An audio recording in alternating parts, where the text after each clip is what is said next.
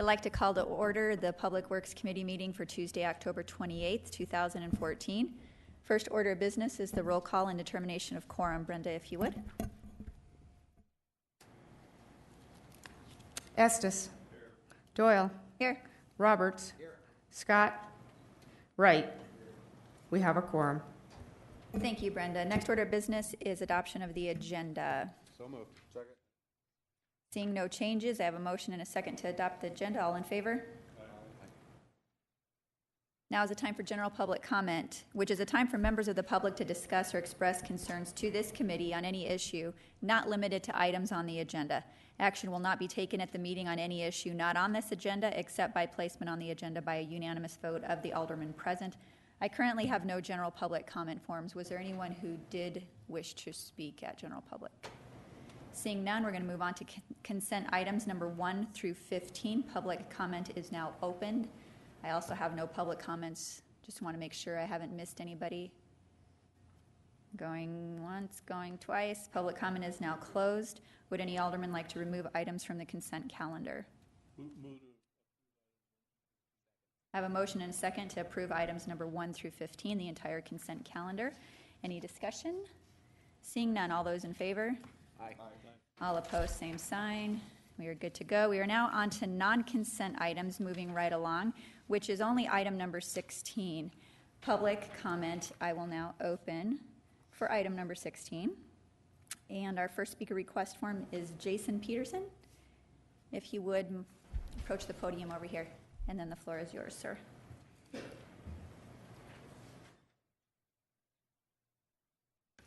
If you wouldn't mind stating your name and address for the record. Do I have to use a mic or? Either one is fine. Okay. My name is Jason Peterson. I'm a current resident of 1 St. Charles. I live on the corner of St. Charles and Lincoln.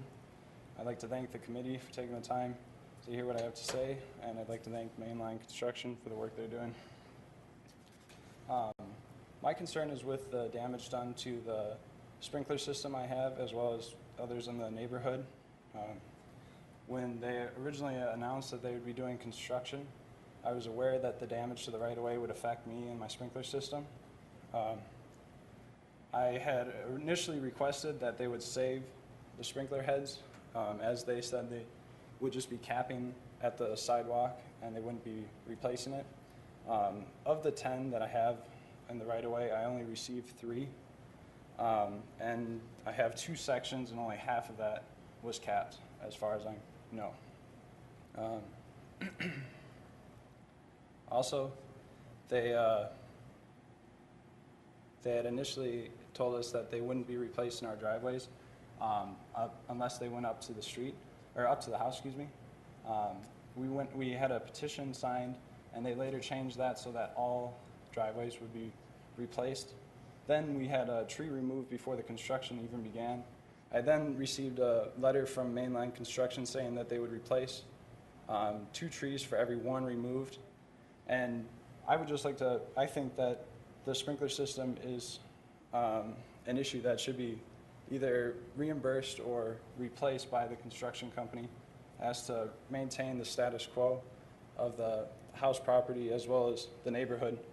The infrastructure is to be improved, not the infrastructure is to be improved in the neighborhood, not damaged or decreased by the construction going through there. And so I feel that it'd be fair for, like I said, a reimbursement or replacement of such.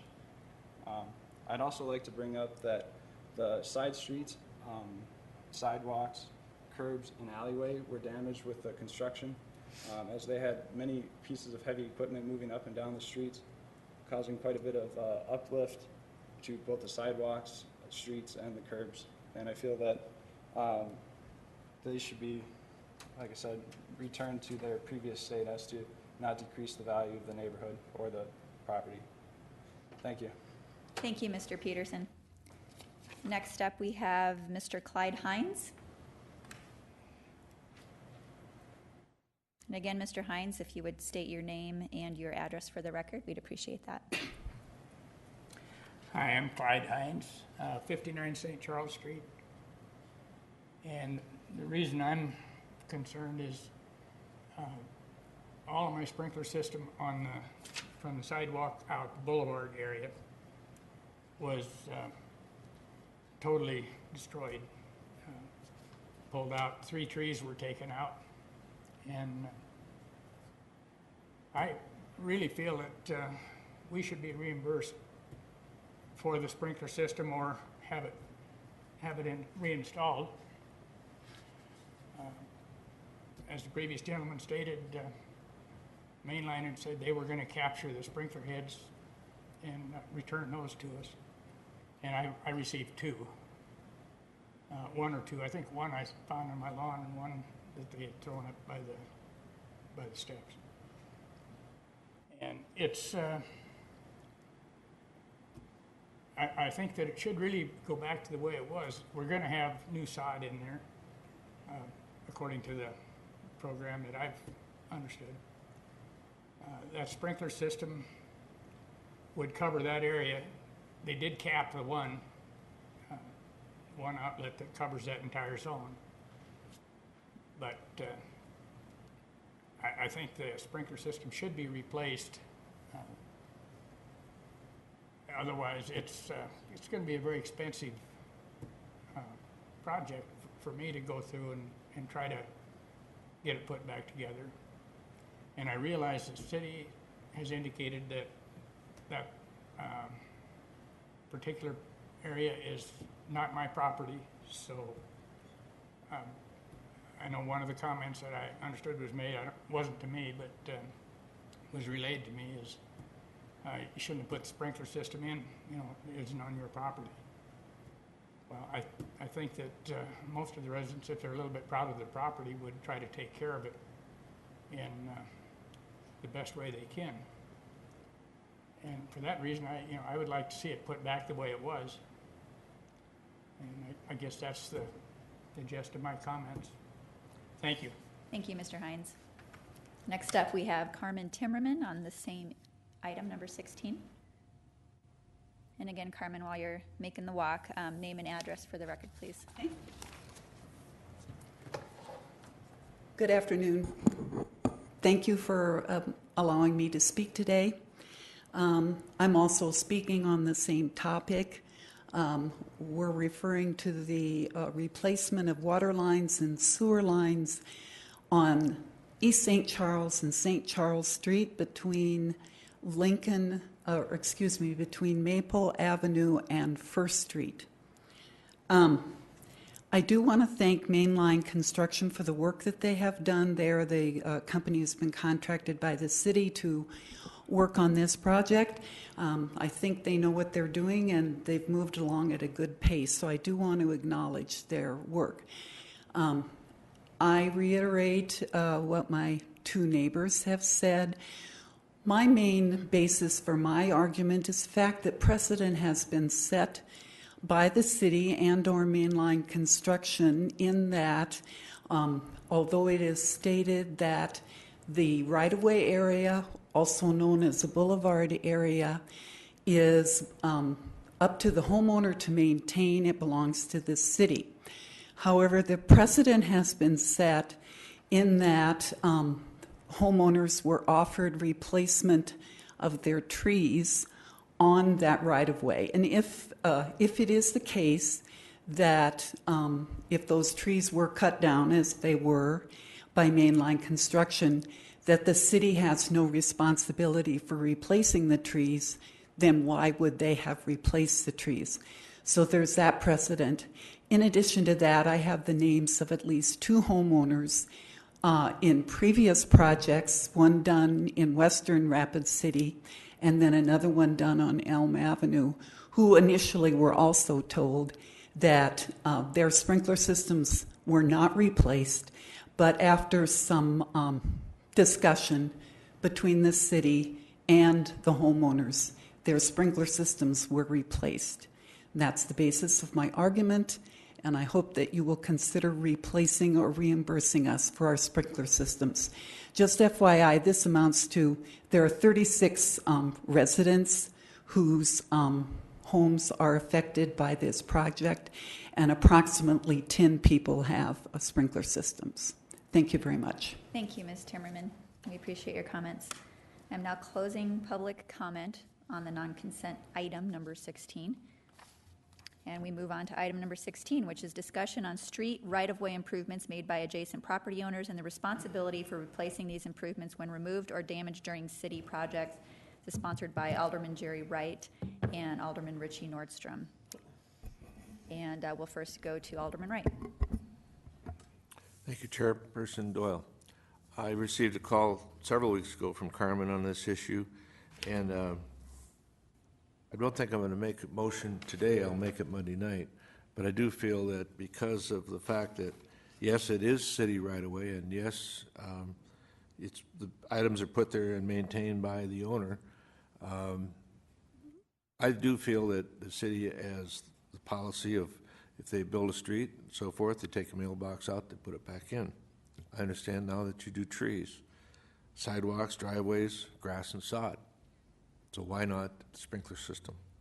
I think it's a small cost to us. It is a cost, but so are the other items.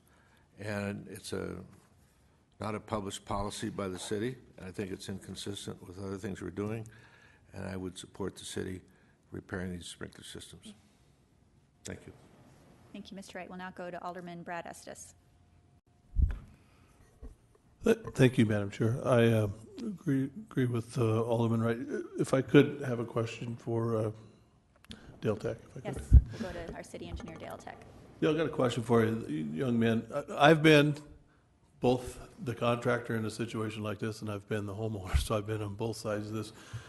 When a project like this starts, and he mentioned something that I wanted to ask, do we go like do any taping to memorialize the condition of sidewalks and streets and curb and stuff that's in the immediate area of construction that might not be involved in the actual construction, just to make sure that when we have the defined construction limits that they're operating within it and everything there?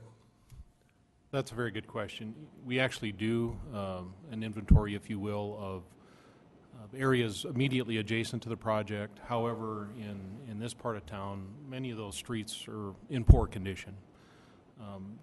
The construction traffic needs to get in and out.